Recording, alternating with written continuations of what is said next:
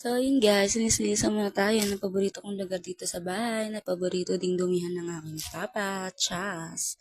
Ayan, para linis-linis muna tayo, di ba? Akala mo talaga may magbabago. Charis. So, ayan, ugasan muna natin yung ginamit namin kanina ng mga palero. Ayan.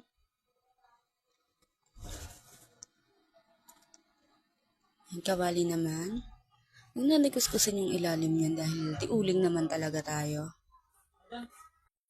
Ayan, punas-punas. Punas-punas.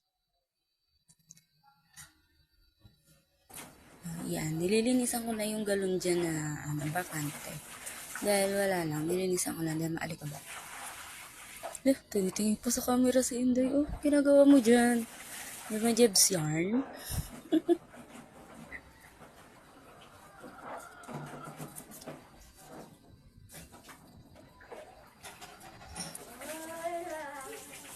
Naaway ko yung aso ko dyan dahil gusto niya dyan sa labas. Gusto niya magpakabasa.